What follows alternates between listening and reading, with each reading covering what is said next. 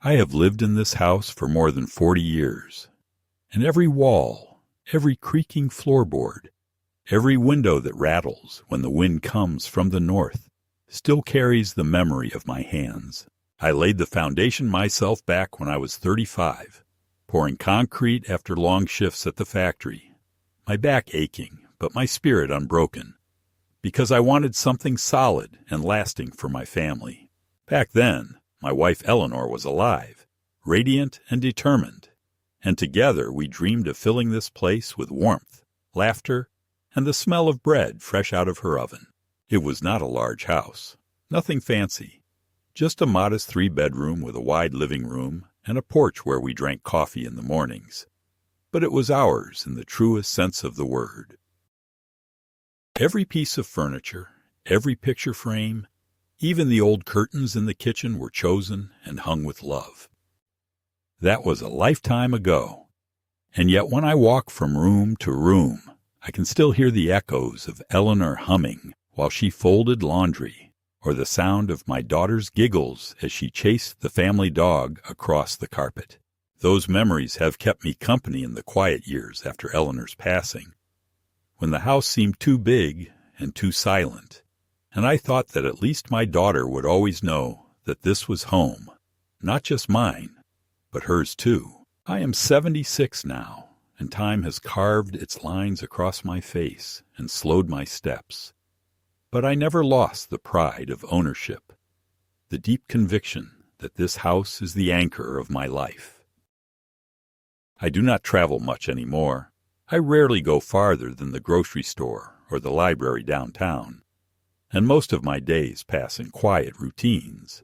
I rise early, though there is no longer anyone beside me in bed, and I make myself a pot of coffee the way Eleanor used to, though it never tastes quite as good as hers. I sit in the kitchen with the morning light coming in through the window above the sink, reading the paper, circling the crossword with a pencil that has nearly been worn down to nothing. Sometimes I shuffle out onto the porch and just listen to the world waking up, the rumble of garbage trucks, the voices of neighbors walking their dogs, the occasional laughter of children heading to school.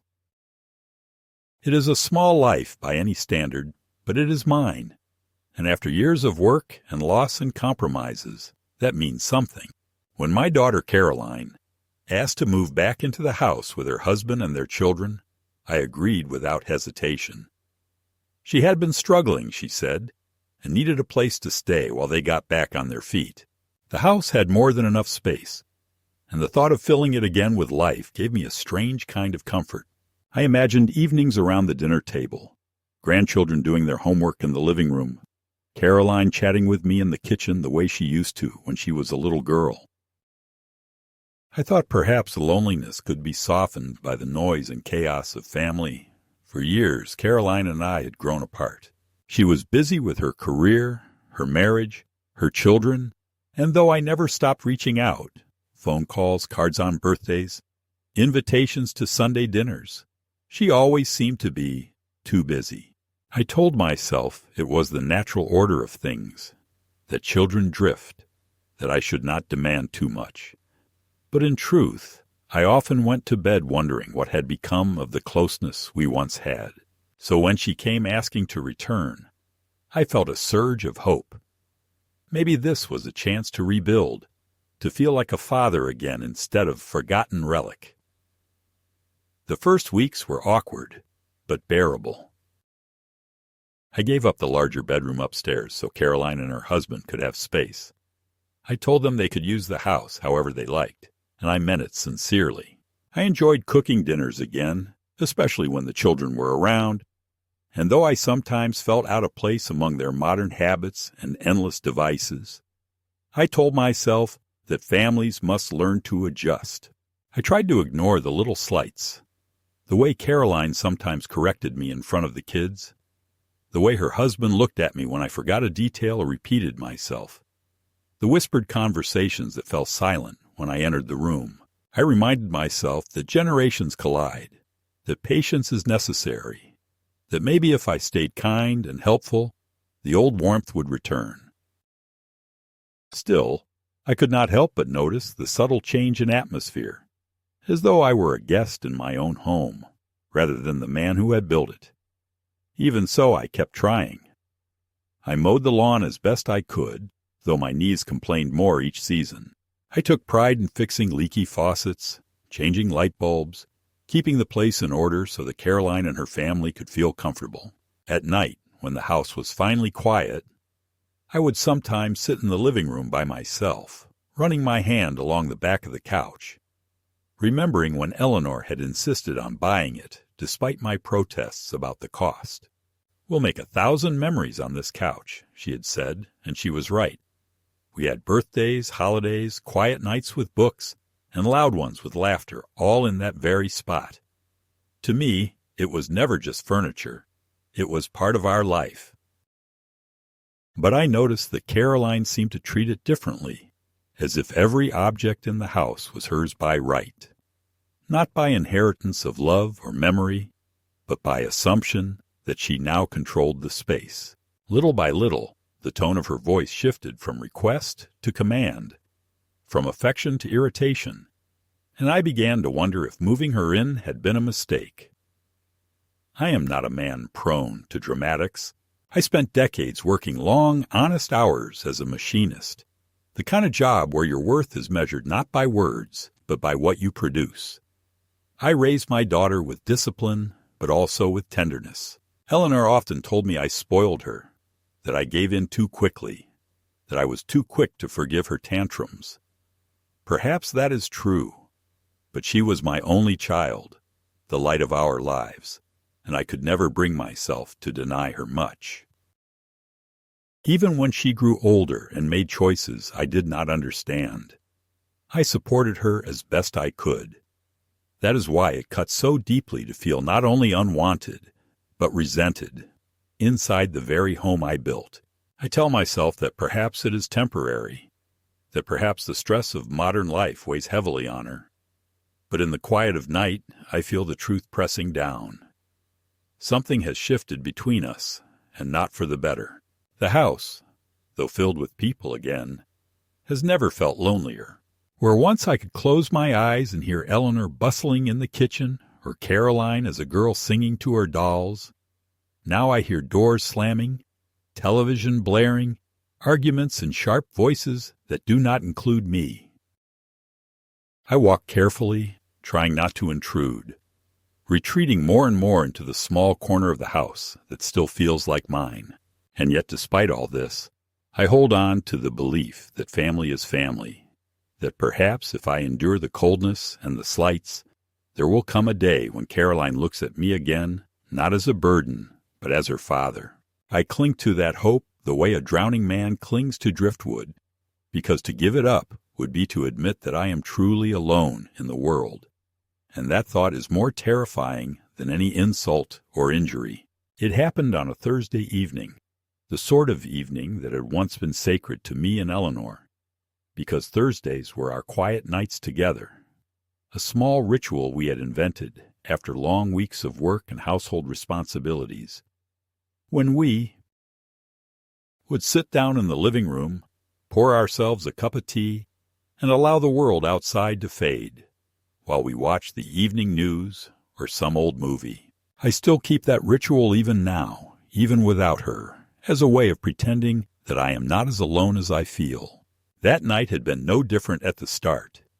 The day was ordinary, the house unusually quiet, the grandchildren upstairs in their rooms, and Caroline in the kitchen scrolling endlessly through her phone, while her husband Alan sat with a laptop at the table, tapping furiously as if every keystroke was a matter of life and death.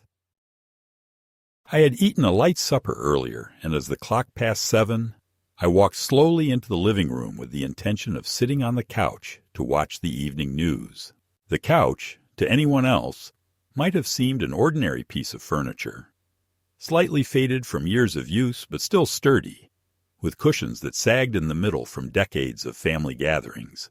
To me, it was a vessel of memory, the heart of the house where birthdays had been celebrated, where Eleanor and I had fallen asleep side by side after long days where Caroline herself had curled up as a little girl with storybooks and whispered secrets. It had never occurred to me that sitting down on it could one day spark a storm. Yet as I lowered myself onto the familiar cushion, easing my aching knees and sighing with the relief that only an old man feels when he finally finds a comfortable seat, I heard quick steps behind me, the sharp click of Caroline's shoes on the hardwood floor, and before I could even turn my head, her voice cut through the air like a whip. "What do you think you're doing?" she demanded, her tone harsh. Nothing like the child I remembered, nothing like the daughter who once begged to share this very spot with me. I blinked in confusion, unsure if I had misheard. "I'm just sitting down to watch the news," I answered slowly, trying to keep my voice calm. But she was already standing over me, her face tight with anger, her arms crossed like a guard defending her territory. "That's my couch," she snapped, her voice rising. "I don't want you sitting there. You're going to wear it out. You're going to leave stains. You always smell like coffee and old man sweat, and I'm sick of it." The words hit me like a blow before the real one came. I opened my mouth to protest, to remind her that this was my house, my living room, my couch, that I had paid for every board, every nail, every stick of furniture inside these walls. But before the words could form, she reached down, grabbed my arm, and shoved me sideways, her hand connecting with my cheek in a sudden shocking slap that sent my glasses sliding down my nose. For a moment the world went still. I heard only the ringing in my ears, the thunder of my heart. My own daughter had raised her hand to me, not as a joke, not as some childish tantrum, but with real fury, with contempt that had been simmering for years and now boiled over in a single violent gesture. I looked up at her, stunned, and saw not remorse but a cold satisfaction flicker across her face, as if she had finally crossed some invisible line and was proud of herself for doing so. My cheek burned, my dignity burned even more. But I could not make a sound. Alan appeared in the doorway, his laptop still open in his hand, and instead of rushing to calm her or to help me, he smirked as though the scene before him confirmed something he had always believed, that I was weak, useless, and unworthy of respect. "Caroline," he said lightly, "don't waste your energy on him. He'll forget about it tomorrow anyway." And then he laughed. A short, cruel sound that echoed in the room long after he turned his back.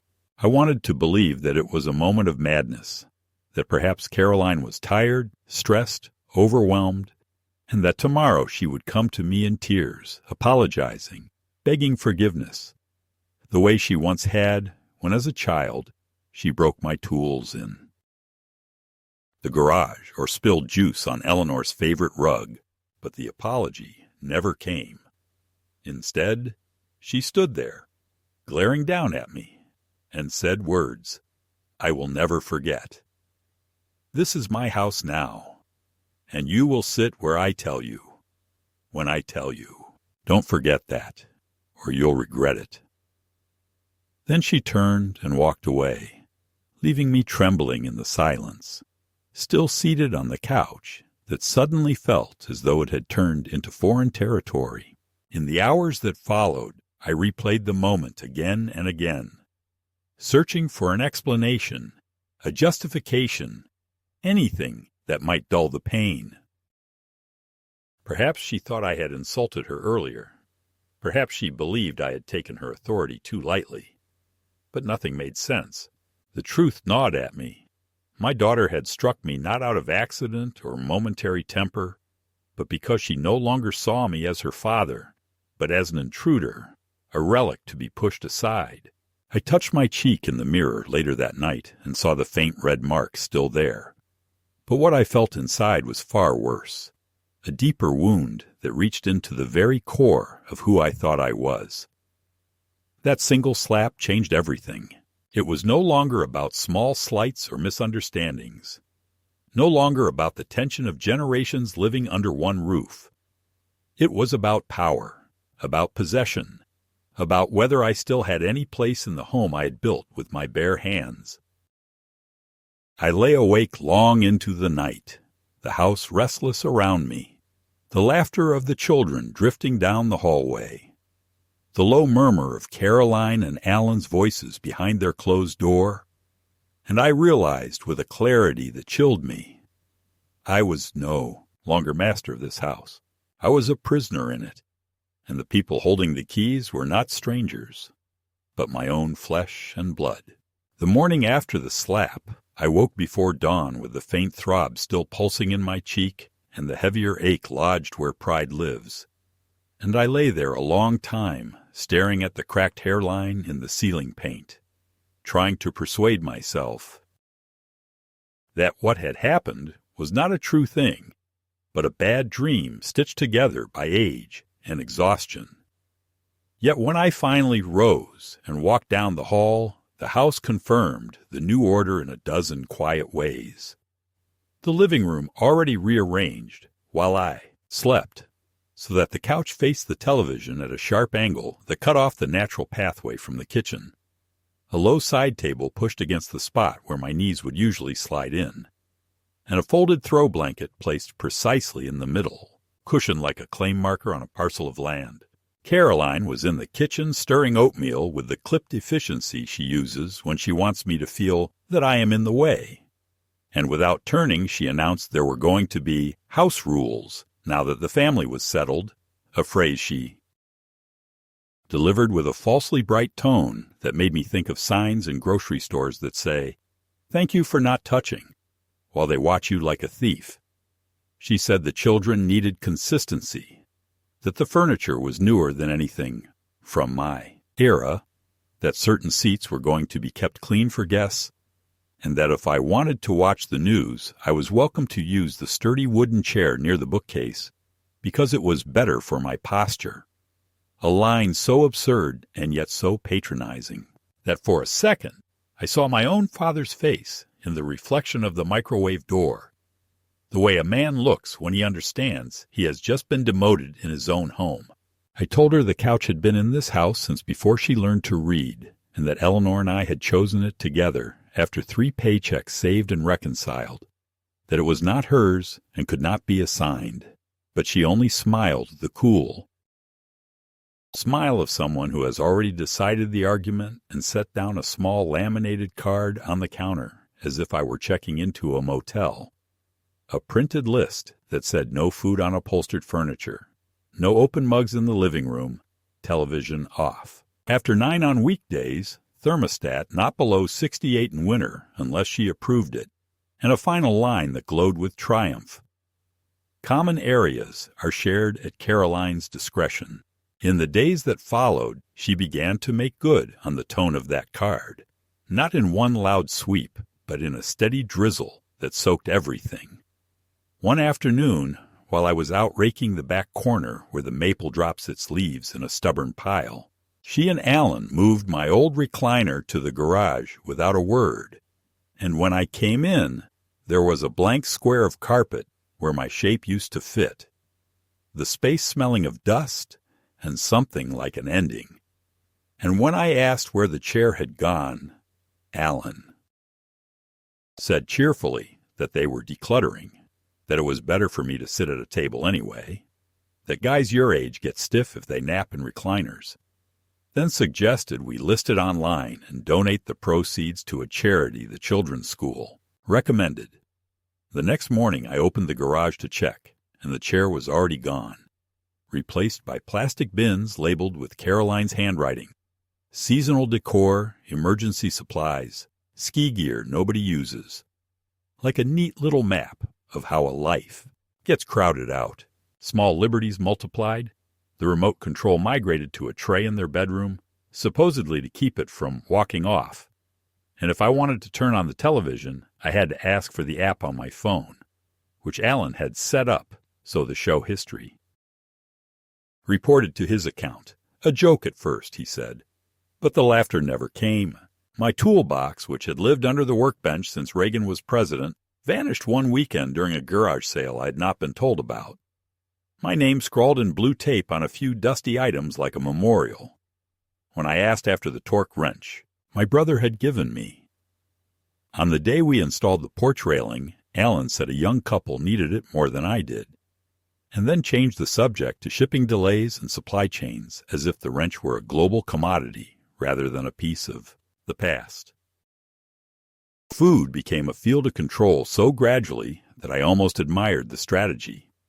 She began by announcing that the doctor, not my doctor, some online nutritionist she followed, had said salt was poison at my age, and suddenly there was a new white organizer on the refrigerator door with color-coded lists. Green for approved items like plain yogurt, boiled chicken, steamed vegetables, red for forbidden foods that might harm Dad. A category that included almost every pleasure left to an old man. Cheese, cold cuts, pickles, the jar of peanut butter Eleanor used to smooth on my toast Sunday mornings. At first I laughed and made my toast anyway, but the loaf disappeared. And when I brought home a small bag of groceries with my own money, the labels were mysteriously covered with Post-it notes that said, "Not yours, Dad. Ask first." Within a week there was a plastic strap with a tiny numeric lock looped around the fridge handles. "For the kids snacking," she said, but it clicked shut in the evenings and sometimes in the middle of the day, and I found myself eating in my room like a boarder in some unkind boarding house, throwing away wrappers outside so the trash wouldn't be counted against me. Then came the ledger, a tan notebook with a column for dates and a column for incidents, written in Caroline's tidy script. Notes about the time I left water running, when I had merely soaked a pan to loosen a baked-on edge, about an unplugged space heater I had never touched, about a misplaced pill bottle that turned out to be in the cupboard where she had moved it, each entry ending with a little box checked "concern." And twice a week she would set the notebook on the table while the grandchildren did homework so they could absorb the lesson that their grandfather needed monitoring. The way you monitor a faulty appliance, I began to notice tiny black lenses tucked into the corners of rooms, a doorbell camera that looked inward rather than out, a plug-in sensor in the hallway nightlight. And when I asked Alan, he shrugged and said it was for home security and insurance. Discounts. The same tone men use when they are lying, but convinced you cannot prove it. Money, always the quiet engine beneath family quarrels, emerged next wearing the polite face of fairness. Caroline printed a spreadsheet titled Household Contributions and slid it to me with the coffee, explaining a new system where everyone would carry their share, which sounded reasonable until I saw that my share included a market-rate room fee, a utilities surcharge, and a line item for wear and tear on fixtures, a phrase that seemed to mean anything I might touch, while their shares were offset by credits like child care, lawn care, and management, a word that made my back rise because I knew exactly who was being managed. When I reminded her that I had paid off the mortgage on this house years ago and that my name sits alone on the deed, she leveled me with the look my daughter learned somewhere after she left my protection. The look that says reality is what she declares it to be, and replied that since they had stabilized the home with their income, there needed to be a record that I was not free riding for the sake of transparency if anything ever happened to me. She had me add my debit card to an app Alan used for budgeting. The first month I watched as automatic transfers drained my account on the 1st and 15th, and when I objected, she sighed and asked me not to make a scene, that the kids were listening, that I could always opt out if I preferred to shop for and cook my own food, an option that had been effectively closed by the padlocked refrigerator and her new rule about not using the stove unless someone supervised. Humiliation grew. Social legs. On a Saturday when her friends dropped by with craft beer and a child's birthday gift, she turned the living room into a stage and me into a cautionary tale, telling them in a breezy voice to excuse the mess because Dad's sundowning again, as if the shadow of dementia had already fallen across me. then recounting the supposed faucet incident with a flourish that drew sympathetic gasps. And when I tried to correct the record, she laid a hand on my shoulder and said gently that contradicting people was one of my symptoms, which made them smile at me with the soft pity wielded by the comfortable for the inconvenient. The grandchildren learned the cues quickly. My grandson, who once asked me to show him how to replace a bicycle chain, rolled his eyes when I reached for the remote and told me to sit in the grandpa chair, meaning the wooden one. And my granddaughter, sweet as sugar, when we baked cookies 2 summers ago, told a visiting friend that I was kind of forgetful and that her mom had to keep me from making bad choices, the phrase a child picks up from listening at doors. Yet there were flickers of rebellion in the boy's eyes when he walked past me on the porch and slipped a granola bar into my hand without a word. And once late at night, he knocked softly and whispered that he didn't like the cameras either, and that he was sorry about the way people talked in the house. And I told him the truth, that we do not always choose our moments of courage, that sometimes kindness is a small thing carried like a candle through a drafty hall. Some evenings I escaped to the porch with a sweater and sat watching the street lights blink on while the furnace cycled between stingy settings. The thermostat sealed in an opaque plastic lockbox that made the hallway look like an office lobby, and the air in the bedrooms cooled to a meanness that felt deliberate. Twice I woke from a shallow sleep because my hands ached with cold and discovered the heat set down to 62. And when I asked, Caroline said the utility bill had spiked and that I needed to be mindful. And when I reminded her I had covered the winter bills every year since she returned, she murmured something about allocations and drifted away. I considered packing a bag and going to a motel for a few days, but the very thought made me feel as if I were surrendering the last undefended outpost.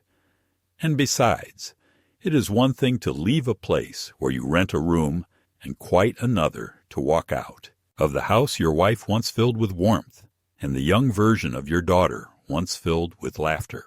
Instead, I went to the narrow file drawer in the den where we keep family papers and pulled out the battered manila envelope that holds the closing documents. My reading glasses perched on my nose, and I traced my name where it appears, the notary's stamp, the date, the legal description of this plot of earth. I put the papers back, but with a new tenderness, the way a man returns an heirloom to a cabinet after polishing it, and told myself that whatever madness had seized my daughter, there were facts in the world as solid as poured footing.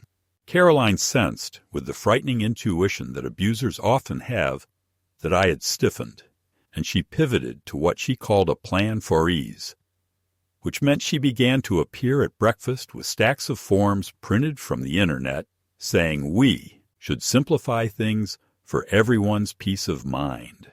Powers of attorney, advance directives, healthcare proxies, and one document with cheerful clip art that would have made it easier for her to handle the house and accounts in case of an emergency. She said she would take me to get them notarized on her lunch break and that it would be such a relief. And when I hesitated, she sighed as if I were being selfish, then scheduled a wellness visit with a clinic she preferred, explaining that insurance required an annual cognitive screen anyway, that it was standard, that I shouldn't read into it. But her eyes glittered with the excitement of someone setting a chess piece in a square she had been aiming at all along. I agreed to the appointment because I have nothing to hide, and because, despite everything, I wanted to show her that I am not afraid of the truth. But when she handed me a fountain pen to sign the stack she called housekeeping, I uncapped it and felt the cool metal in my fingers and handed it back, saying I would take the forms to my own desk and read them at my own pace. A small act that drew a flash of anger across her face, so quick you might have missed it if you hadn't spent years learning the weather of that face.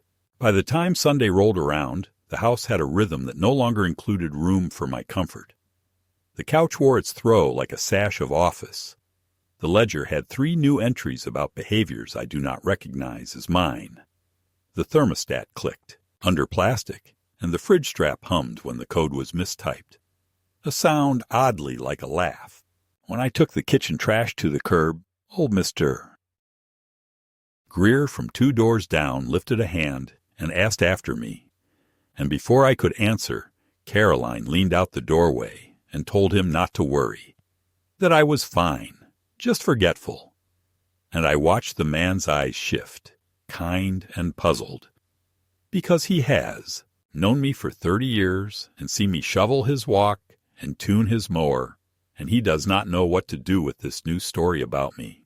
I went back inside and stood in the living room doorway and looked at the couch that once held my wife and my past, and my hopes for a gentle old age.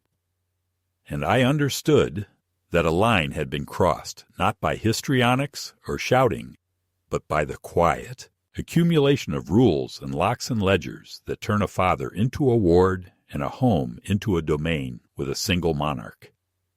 I did not yet know where the next line would be drawn, only that if I stepped back again, there would be no end to the retreat. One evening, after a particularly cold day when my bones ached so fiercely I had to sit down twice just walking from the mailbox to the porch, I returned to the house and found the kitchen strangely silent. Though I could hear Caroline's voice, floating down the hallway in that rapid, urgent tone she used when she thought she was plotting rather than speaking, I paused near the doorway to the dining room and realized she was on the phone. And though I did not intend to eavesdrop, her words reached me with brutal clarity. "He doesn't even remember what he ate this morning," she was saying, her voice pitched low but sharp. "It won't be hard to convince anyone that he's slipping. Once we have the paperwork lined up, the house will transfer without hassle. Alan says the market's perfect right now. 3-bedroom, established neighborhood, we could get top dollar. Dad won't fight. He doesn't have it in him." I stood frozen, my breath caught in my throat, the old wood of the floor cool beneath my bare feet. And for a moment I wondered if I had misheard. But then I heard Alan's deeper voice join in, muffled but unmistakable. "We just need to document everything. Keep that ledger. Talk to the doctor. When the time comes, the court will side with us. No judge will put property in the hands of a senile old man." The word struck harder than the slap ever had, because this was not a burst of temper or a petty act of cruelty. It was a plan, deliberate and methodical, a conspiracy carried out under my own roof, in the home where I had raised the very woman now preparing to take everything from me. My knees nearly gave out, and I clutched the edge of the wall to steady myself, biting down on the wave of disbelief that threatened to drown me.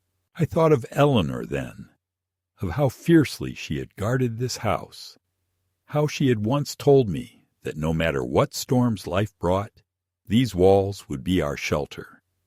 And I imagined her horror if she could see what had become of it, how her daughter had grown into a stranger willing to brand her own father incompetent for the sake of profit. I retreated quietly to my room, my heart pounding in my chest, the shadows of the hall stretching long and thin, and I sat on the edge of the bed, staring at the worn quilt Eleanor had sewn, my hands shaking. The truth had revealed itself at last. They were not simply trying to control me or impose their routines.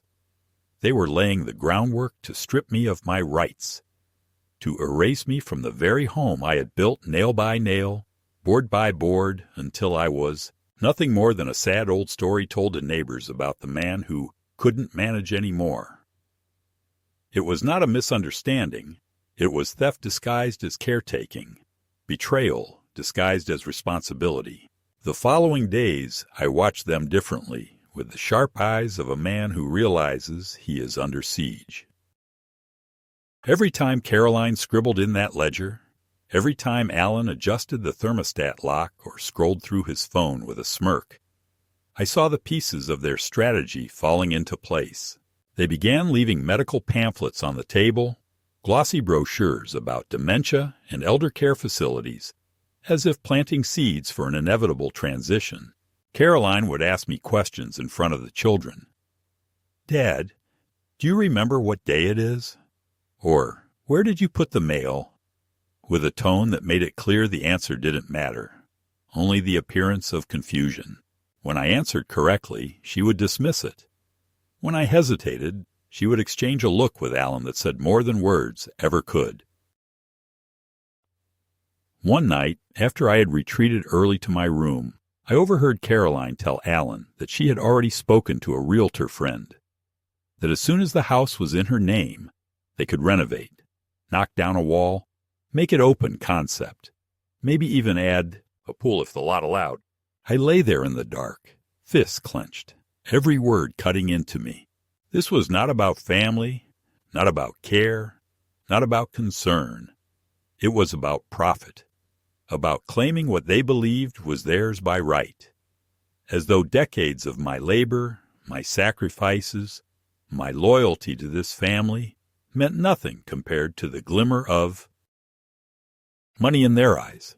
The most painful part was not their greed, but the certainty with which Caroline spoke, the absolute conviction that I would not resist, that I was too broken, too tired, too weak to fight.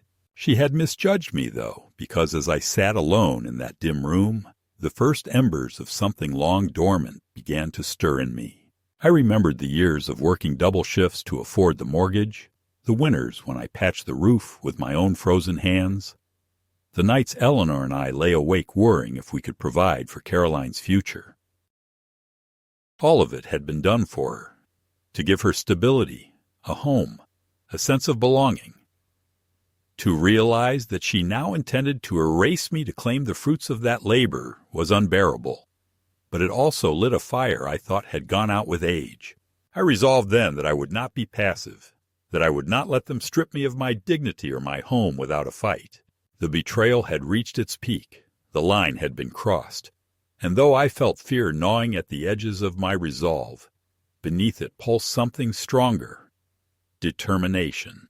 I knew I had to be careful, had to watch, had to gather my own kind of proof, but for the first time in months I felt a strange clarity, a reminder that though my body was failing in places, my mind was still my own, sharp enough to see through there. Lies, strong enough to act before it was too late. That night, as the house settled into uneasy silence, I pulled the envelope of property documents from the drawer again and spread them across my bed, running my finger over each line, each signature, each stamp. My name was there, firm and undeniable, a bulwark against their schemes, and I whispered to myself that I was not yet defeated, that they might have underestimated me, and that if they wanted to wage war in my own house, then I would meet them with a fight they did not expect. The days after that night unspooled with a determined slowness that felt less like time passing and more like a vice tightening, each turn invisible to anyone who wasn't living inside it. And I learned quickly that a plan like theirs does not arrive with fanfare or blunt declarations.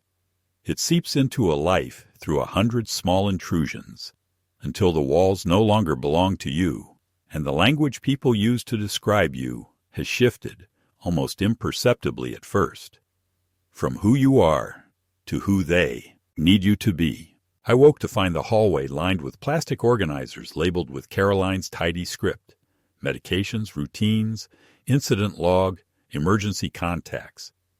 And though at a glance it resembled competence, the kind of cheerful order one might admire on a television show about tidy living, I felt the insult concealed beneath the pastel tabs, because my name appeared on each card as if I were a project to be managed rather than a man who had paid for the roof above these labels. Alan installed 2 more cameras, one tucked behind a philodendron that Eleanor had once coaxed through winter with warm water and soft words, and another disguised as a smoke detector in the living room. And when I asked what the purpose was beyond the doorbell and the motion lights and the rest of the armory, he smiled as though we were partners in a joke and said the insurance company was piloting behavioral discounts for elder households. A sentence so slick it slid past your ear if you were not careful, and I watched him test the angle by waving at the couch I had been banished from, as though he were greeting an audience. Caroline escalated the theater of care, inviting a geriatric care manager whose card looked expensive and who arrived with a tote bag of laminated charts and a voice made of warm syrup, the kind of voice you might trust if you had not been warned. And this woman sat at our kitchen table and asked if I would mind doing a quick screen for memory while the grandchildren colored near the window. And when I pointed out that screening is not treatment and that I preferred to discuss medical matters with my own physician, she turned her smile a fraction tighter and asked if I felt unsafe in the home. And I understood then that every answer not only went into her tote bag, but into Caroline's ledger, and eventually into a narrative that would frame me as the problem to be solved. A day later, a notary from the neighborhood appeared with a tin of store-bought cookies and the gentle insistence of someone who has agreed to a favor. And Caroline slid a stack of forms toward me as if they were nothing. Just routine authorizations. Dad, we'll save you trips and calls. You know how confusing customer service can be. And on the top of the stack was a cheerful document with clip art hearts that, in language dressed to look like mercy, would have handed her broad power to transact on my accounts in furtherance of household stability. And I picked up my reading glasses and took my time and watched their faces hold frozen smiles as I moved line by line. And when I reached the signature space, I put the pen down and said I would consult counsel, not out of defiance, but out of habit learned the hard way from a lifetime of contracts. And the temperature in the room dropped even as the smiles stayed painted on.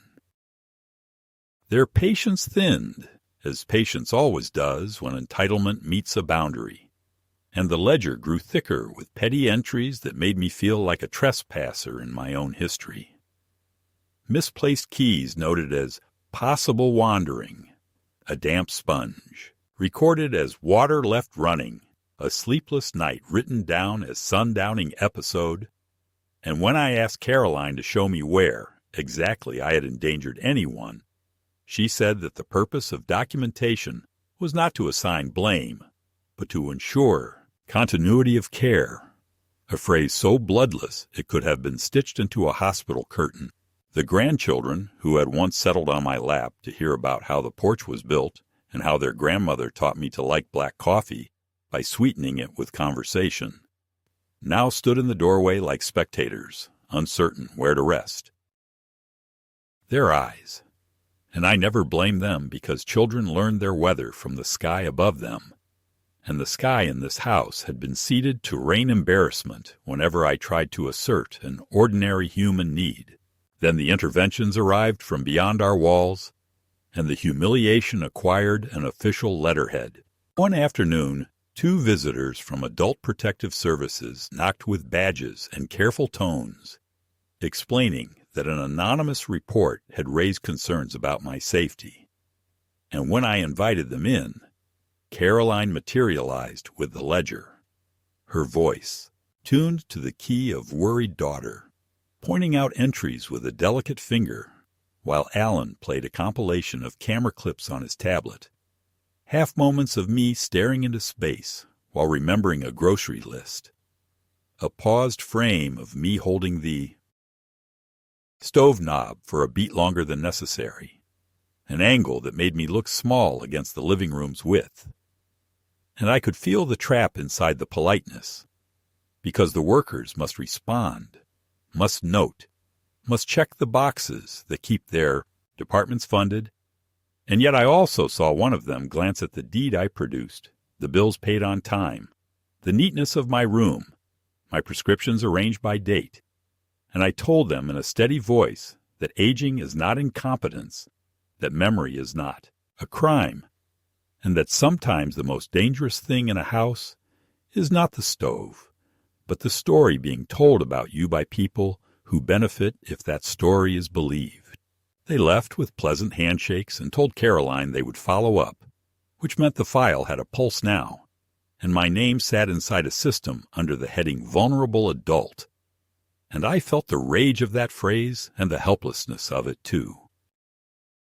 A week later, a thin envelope from a credit union I did not use arrived addressed to me, congratulating me on my new line of credit and welcoming me to a family. And I felt the same cold bloom I had felt listening outside the dining room, because I had not applied for anything, and yet my name had walked around the world without me. And when I called the number to say there had been a mistake, the woman on the line asked for my mother's maiden name and the last 4 digits of my Social Security number, both correct in their database, and I heard the quiet clicking of a form being checked, and I thought of the stack of authorizations Caroline had slid across the table, the way Alan hovered with his laptop near my mail, the small pauses I had overlooked in the daily unremarkable. I placed a fraud alert with the bureaus, a task I remembered how to do, and a few days later another letter confirmed someone had tried to add my name to the utility account for billing consolidation, and I went down to the service center in my one good jacket and told the clerk with the kind eyes that I had not requested such a thing, and she did not ask me to prove my mind, only my identity, and she reset the account with a firmness that looked like mercy from where I was standing. Inside the house, the air thickened. Caroline began to invite people at strategic moments, the pastor's wife who runs the prayer chain, the neighbor who chairs the HOA, a woman from her office who speaks in high, clear notes as if addressing a room, and each visit seemed designed to produce a tableau at which I was the negative example. I would be asked to locate a bill I had already filed, or recall a date I had no reason to memorize, or carry a tray from counter to table under a watchful gaze. And when I performed these ordinary tasks without incident, no one clapped because competence is not a spectacle. But when my hand slipped once and a fork clattered too loudly, the room vibrated with gentle pity. And my daughter's ledger gained a fresh entry. And the narrative took one more small step toward inevitability. Alan locked the thermostat box and slid the key onto his own ring, joked about the Polar Bear Club when I wore my sweater 2 nights in a row, turned the Wi-Fi off after 10 because sleep hygiene was important at your age, changed the password for the streaming account so I could not watch the old westerns Eleanor had liked, and told the children that if Grandpa wanted to be included, he could join the family hour on Thursday, when they watched some show whose jokes relied on a rhythm I know, longer recognized. They moved me, without saying the word moved, to the small room at the back of the house with a window that looks onto the fence, and the neighbor's siding rather than the yard where the maple throws its shade in summer, because it was quieter there and closer to the bathroom. And they packed my books into bins labeled to indicate that sentimental items would be stored for safety. And a baby monitor appeared on the dresser with a lens the size of a coin. And at night I could hear the tiny speaker crackle with my own breathing, a sound I had never found menacing until that first night when I understood that even dreams were now monitored property. They replaced my doorknob with one that did not latch from my side and installed a spring hinge that pulled the door closed behind me. And when I asked why, I was no longer allowed. The privacy an adult extends to another adult. Caroline looked, stricken for a performative flicker, and said the grandchildren needed boundaries and that we were all learning to share space. And I realized that sharing in this house was a synonym for compliance, but even machines meant to control misfire. One afternoon, when Caroline was out and Alan was in the garage rearranging space for a treadmill, my grandson came into my room and sat on the edge of the bed with his elbows on his knees and told me in a rush that he had overheard his parents talk about placement, a word that belongs to furniture and chess, and, in this ugly context, to the warehousing of elders in places that smell like antiseptic and loss. And the boy's face worked hard to be brave while he told me he was sorry for the things he had said because he wanted his mother to be proud of him and because the house felt better when everyone laughed, even if the jokes were not kind. I rested my hand on his shoulder and told him that goodness is a muscle that can be strengthened and that telling the truth is a kind of weightlifting. And he nodded, swallowed, and slipped a small flash drive into my palm, saying he had copied some of the camera feed before Alan changed the settings, and that if I wanted to show anyone what really happened in the living room or the kitchen, I should have it. And then he left quickly because kindness makes a strange sound in a house tuned to another key. The next blow landed on a Tuesday when the doorbell rang at 10 in the morning, and a process server, polite and bored in equal measure, handed me a thick packet with my name and a case number on the front, and a heading that made the room. Tilt. Petition for temporary guardianship. And though the words inside were almost unreadable through the buzz in my ears, I could see enough to know that Caroline and Alan had asked a court to take my choices away on an emergency basis, citing documented cognitive decline, unsafe behaviors, and financial mismanagement, complete with half-truths inflated into crises and incidents invented out of the fog of their convenience. The packet included a date for a hearing less than 2 weeks away and a note that the court might appoint counsel if I demonstrated need. An elegant way to describe the state stepping between a man and his life. And I sat down on the nearest chair and straightened the papers and felt the old engine inside me, the one that had kept me from collapsing on the worst days of my marriage and my work and my fatherhood, catch and turn over. That night they staged their boldest performance yet. Caroline gathered the children and 2 neighbors and announced that we were having a family meeting to discuss how best to support me, and she invited me to sit at the head of the table like a monarch in an empty kingdom. And then she read aloud from the petition as if it were a poem of love rather than a pamphlet of removal, pausing to dab a dry eye when she came to the part about how much she feared I might fall, how she lay awake worrying that I would leave the stove on, how she blamed herself for not intervening sooner, and when I said quietly that I had cooked for their family the week she got the promotion and that not a single smoke alarm had sounded, she smiled with exquisite patience and replied that denial was a symptom. Alan took out a brown envelope and produced 3 photographs, the faucet running with no one near it, the burner glinting red while a pan sat empty, the front door standing open to the night. And if I had not lived inside the machinery of their narrative, I might have been alarmed, but I knew how easy it was to stage a picture, to turn a knob and step out of frame, to open a door and wait. And the room hummed with the gentle complicity of people relieved to let someone else carry the burden of judgment. When the neighbors had gone and the children had been sent upstairs, Caroline put a single page in front of me with a signature line and a soothing sentence at the top. Agreement to transition, which in 6 small print paragraphs would have placed me in an assisted living facility for evaluation pending the hearing, the capacity equivalent of pleading guilty because it keeps the machine moving. And my hand trembled not with fear, but with the sudden clarity that this was the moment when a life either buckled or chose to stand. I did not sign. I held her gaze and told her the truth, that I heard her dining room conversation 2 weeks ago, that I knew about the realtor and the imagined renovations, that I had read the petition, and that a court was not a frightened neighbor or a pliant notary, and that if she wished to continue down this path, she should be prepared to be met and not merely observed. She called me cruel then, said I had always been stubborn, that Eleanor had cried because of my hardness. The old story she kept on a hook for moments when she needed to salt the wound. And I let the words blow past me. Because there are storms a man must simply lean into until they pass. And because defending my marriage to my daughter had become, I saw now, just another way of participating in my own diminishment. I went to my room and closed the door that no longer latched and made a list with a pencil on the back of an envelope.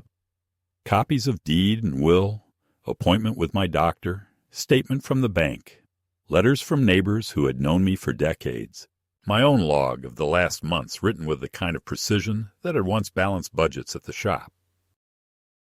I wrote the name of an attorney I remembered from a flyer at the library, a woman who gave free talks to seniors about scams and guardianship, and I added the time of the hearing and underlined it twice. The house responded to my list like a threatened organism, tightening its grip in petty ways that would not, on their own, look like abuse to a stranger. The thermostat dipped another degree. The kitchen lock clicked earlier in the evening. The Wi-Fi password changed, and the printer stopped working. My toothbrush migrated to a cup by the laundry sink as if banishment were contagious, and I walked carefully through my days carrying the weight of each small indignity, not as proof that I was beaten, but as reminders of why I needed to hold my ground. I copied my documents and left one set with Mr. Greer 2 doors down, who did not comment, only nodded like a man who has been waiting to be asked. And I tucked a second set into a manila envelope under the cushion of the car in the detached garage where Alan rarely ventured, because the light switch had a short he never bothered to fix. I bought a small spiral notebook at the pharmacy and began to log, line by long line, what was said and who was present and where the cameras were pointed. Not because I believed a story could be captured perfectly, but because I wanted to be the author of the account of my own days. And in the evenings, when the house settled into vigilance, I whispered to Eleanor the way a man speaks to the dead when he is trying to be brave, not asking her to fix what she cannot touch, but asking permission to fight in a way that would honor the decades we spent turning a blueprint into a home. 2 nights before the hearing, Caroline tried once more to dress coercion and concern. She sat on the edge of my bed and smoothed the quilt with hands that remembered childhood and said that she did not want to go to court, that it would be embarrassing and expensive, and that all she ever wanted was to keep me safe, and if I would only sign the agreement to transition. We could handle everything privately with dignity, and I realized that what offended her most was not my supposed incompetence, but my refusal to be managed, to be a storyline in the narrative she had composed for herself, in which she was the exhausted savior. I told her I had made other arrangements for representation, that I would be at the courthouse on time and prepared, and something flickered in her expression then. Not fear exactly, but the irritation of a person who has discovered that the door she assumed would open to her is locked from the other side. She stood, gathered the forms, and told me gently that she loved me. And I believe that she believes that word describes the feeling she has when she thinks of me as part of her obligations. But love without respect is a velvet glove over a closed fist, and I had felt its knuckles already. I did not sleep much that night, but the sleeplessness felt different. Not the feverish kind that churns you through the same 3 thoughts until dawn, but the watchful wakefulness of a man on the eve of work he knows must be done. And when the gray light came through the window and the house made its first stirring sounds, I rose, brewed a pot of coffee in the old percolator Eleanor loved because it sounded like a small train pulling into a friendly station, and carried a cup to the porch where I sat in the same chair in which I had once cradled my daughter as a fever burned out of her, the maple throwing lacework shadows across my hands, and I promised myself that whatever happened in that courtroom, whether the judge saw me as a man or a problem, I would not surrender the dignity that remains when all the props are stripped away, the dignity of having told the truth about what happened in my house, on my couch, in my life. I arrived at the courthouse early, not because I was eager to sit beneath its fluorescent lights and be spoken about in the third person, but because I wanted time to steady the tremor in my hands and let the noise of the morning thin to something I could breathe. My attorney, a compact woman with iron-gray hair and the kind of eyes that search for the hinge in a door, shook my hand and reminded me that guardianship hearings are about capacity, not character, and that I must answer plainly and let evidence do. The heavier lifting, advice that sounded simple until I considered how much of my life had been reduced to exhibits and bullet points in someone else's binder. When the clerk finally called my name, the room felt smaller than it had a moment before. The benches too close, the air conditioned to a chill that made my fingers ache. And across the aisle, Caroline sat with Alan, a lawyer who wore the smooth expression of a man confident the path ahead had already been graded for his clients. Caroline did not meet my eyes at first, but when she did, I saw something I had not seen since she was a teenager, about to lie about where she had been. A mixture of defiance and hope that the lie would hold, and the sight of it gave me both sorrow and strength, because there are few things sadder than watching your child choose a story over the truth. The petitioner's lawyer rose and began the recital in a tone designed to sound clinical rather than cruel, describing me as a vulnerable elder with declining faculties, a man who wandered the halls at night, who left water running, who forgot dates and names and caused distress to grandchildren who loved him, and each sentence landed with the soft thud of a pillow pressed over a mouth, because the ugliness hid beneath the cotton of concern. He offered the ledger as if it were gospel, pages turned carefully for the judge to see, and he played a short reel of video snippets clipped from the cameras Alan had seeded through my house, a close frame of my hand resting on a stove knob while I gathered my thoughts before turning it, another of me standing in the living room looking down at the couch, as if I had lost something when I was, in fact, trying to name the shade of the upholstery Eleanor had argued for in the store all those years ago, and a third, shot from a cruel angle, of the front door open while I stood on the porch saying goodbye to a neighbor. He spoke about safety and love and the burden of care, and when he finished, Caroline finally found her voice, trembling slightly for effect, as she told the judge that all she wanted was to keep me safe, that she could not sleep for fear of what I might do to myself, that she would never forgive herself if something happened when she could have acted. And there was a murmur from the benches, where two neighbors sat, and a social worker I recognized from the visit last month took a note without. Looking up, when it was our turn, my attorney did not raise her voice or strike the table. She simply rose and asked the judge for permission to reset the frame. And with the first question, she turned me toward the bench and asked me to explain, in my own words, how my morning begins. And I spoke of coffee measured by habit, of the old crossword in the porch, of the list by the phone where I jot appointments. And then she placed the deed in front of me and asked whose name appears there, and I read my own, aloud, and something in the room shifted, because the paper was not an argument, but a fact. She submitted letters from my physician and the neurologist who had tested me last month at my request, each stating that while age left its fingerprints, my memory and judgment were intact, and she offered bank statements showing bills paid on time, a fraud alert I had placed after an unauthorized account opened in my name, and a note from the utility office confirming I had reversed an attempted consolidation of accounts I had not requested. The judge read each slowly, and though his face betrayed little, I watched his eyes linger on the timeline where competence ran in a straight line, parallel to the months in which the ledger grew louder.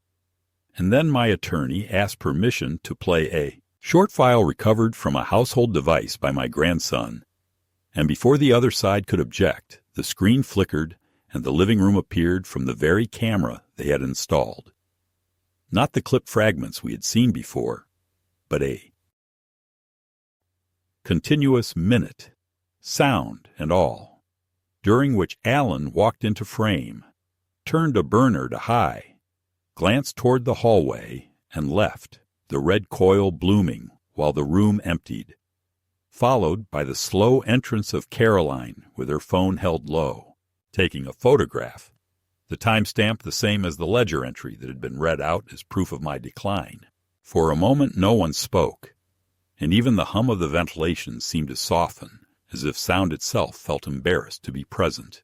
My attorney let the silence breathe, and then cued another clip, this one of the front door ajar, while 2 grocery bags sat on the porch, and Caroline's voice called to the children to leave it like that. We need documentation. Her tone brisk and managerial, and the judge leaned forward so slightly you might have missed it if you were not watching for any sign that the ground would hold. Then came the last piece, a recording from the dining room that began with casual talk about paint colors and ended with Caroline telling a realtor she would move Dad out before he even knows what hit him. And although the defense objected to the ethics of family recordings, the judge overruled gently, noting that the cameras belong to the petitioners and that what is seeded in the soil will grow, whether roses or weeds. My attorney did not look at me when she asked the final question. She looked at Caroline and asked her to explain the phrase open concept in the context of a guardianship petition, and my daughter's face fell open for a beat before she filled it with indignation, insisting that plans for renovation were just dreams for when things stabilized. And the judge raised a hand to stop the exchange and asked me simply whether I understood what guardianship would mean.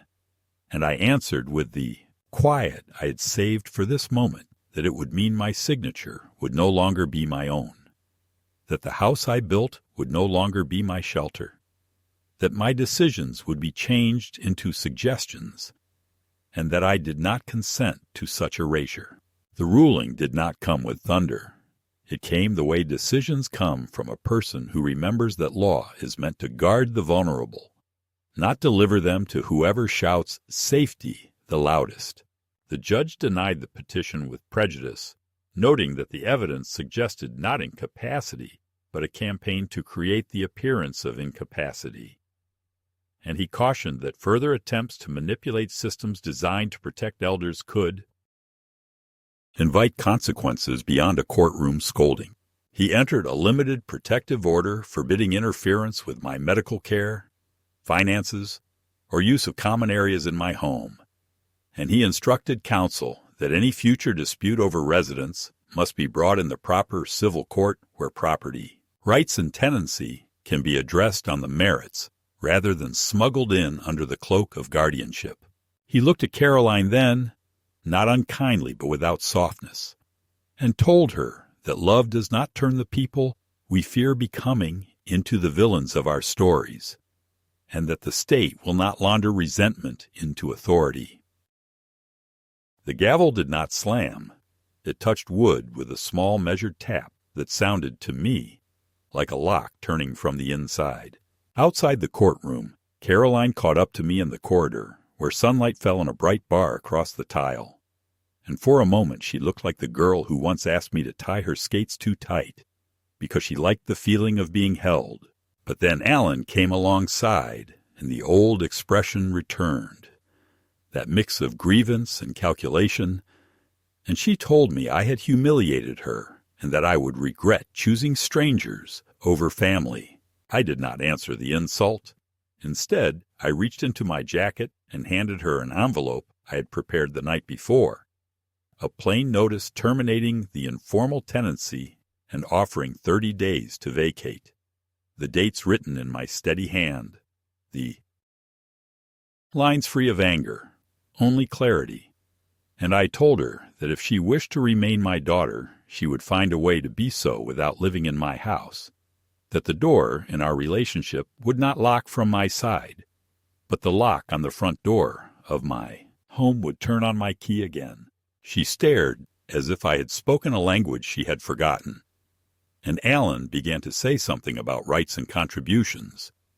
But whatever speech he had loaded failed to fire under the weight of the judge's words still echoing down the hall. I walked out into the late afternoon with my attorney's card warm in my palm and the thin packet of orders in my pocket.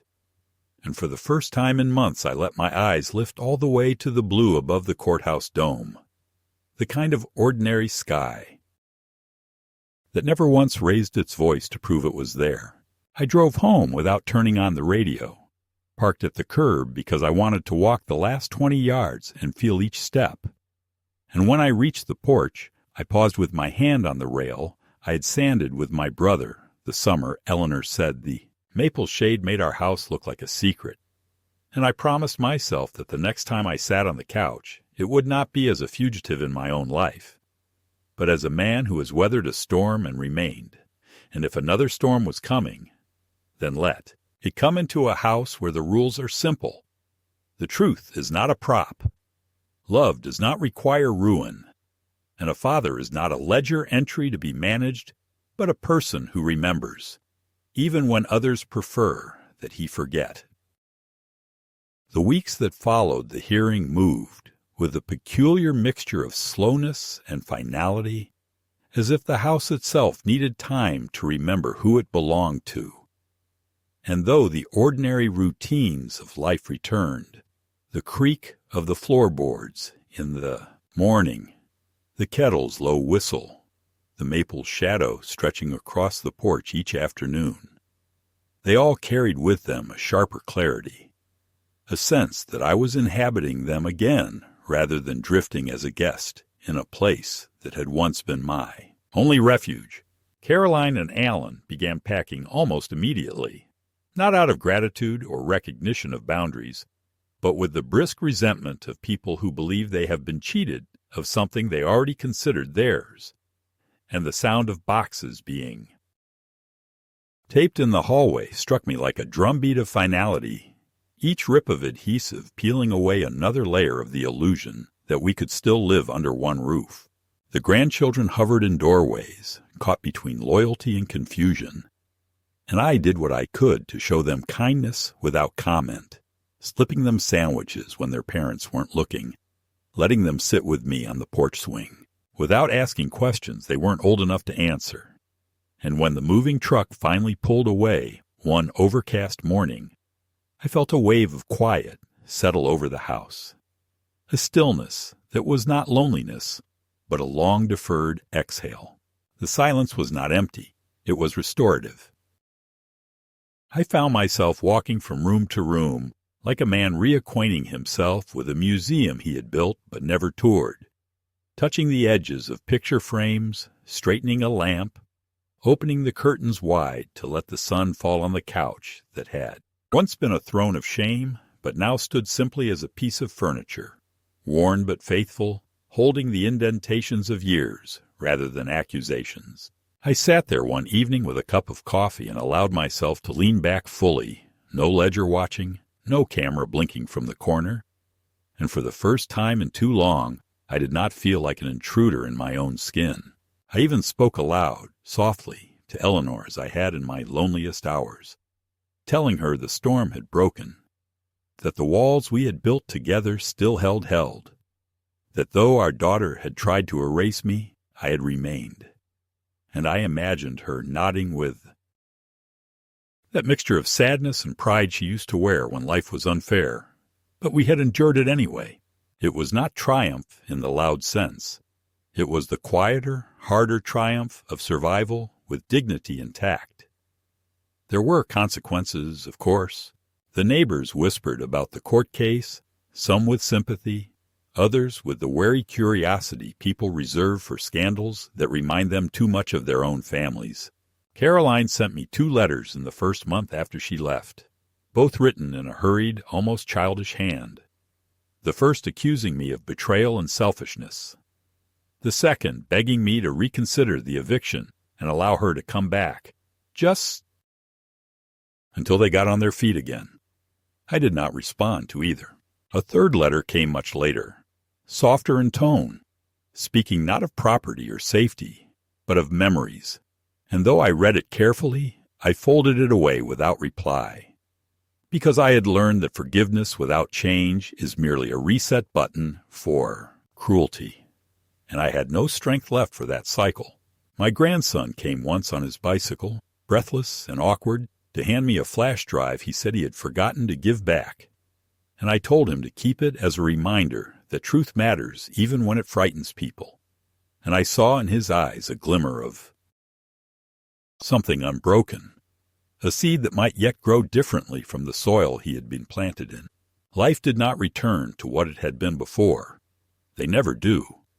But it became livable in a way I had feared I had lost forever. I joined a small group at the library where men my age play chess and argue about baseball and politics with more passion than malice. And I found that companionship, even in brief doses, keeps the air from growing stale. I began cooking again, not just to feed myself, but to honor the rituals that once defined my marriage, baking Eleanor's cornbread on Sundays, frying chicken the way she taught me by instinct rather than measure. And with each meal, the kitchen grew. Less haunted and more mine, I tended the yard with slow persistence, clearing the weeds that had flourished in neglect. And when the maple dropped its leaves in the fall, I raked them without bitterness, remembering instead the afternoons when Eleanor and I laughed under its branches, our daughter running through the piles without knowing the years ahead would harden her. The house stood sturdier for those small acts, and I felt sturdier too. What remained was the lesson, etched deeper than the scars of humiliation, that blood is not a guarantee of kindness, that love does not excuse cruelty, and that dignity must be defended even when it seems petty to do so. I learned that silence, the kind I practiced for months while Caroline built her ledger of half-truths, is not peace, but surrender, and that a man must speak his own narrative before others write it over him. I do not regret offering my home to my daughter in her time of need, but I regret the blindness with which I believed proximity would heal rather than corrode. And though that regret sits heavy, it also keeps me sharper, less willing to excuse. Manipulation is misunderstanding. The couch, the house, the deed, these were never simply possessions. They were symbols of a life built in sweat and patience, and reclaiming them was not about ownership alone, but about insisting that my life was not yet a relic to be managed or, burden to be catalogued. Now, when I sit in the living room as evening stretches its long shadows across the floor, I do not see absence, but space reclaimed, and I do not hear accusation, but quiet, which is its own kind of music. I know I will die in this house one day, whether tomorrow or years from now, but I also know it will be on my terms, with my name still my own and my choices still carrying the weight of my signature, not the hollow echo of consent wrung out of me by coercion. I am alone more often than not, but it is a clean aloneness, not the poisoned solitude of being erased in company. And though my daughter may never forgive me for refusing her, I can live with that because I have forgiven myself for allowing it to go on as long as it did. In the end, survival is not just the beating of a heart, but the stubborn act of telling your story in full, without edits imposed by those who wish to profit from your silence. And so I sit, I breathe, I remember, and I remain. The house intact, the man intact, the truth intact.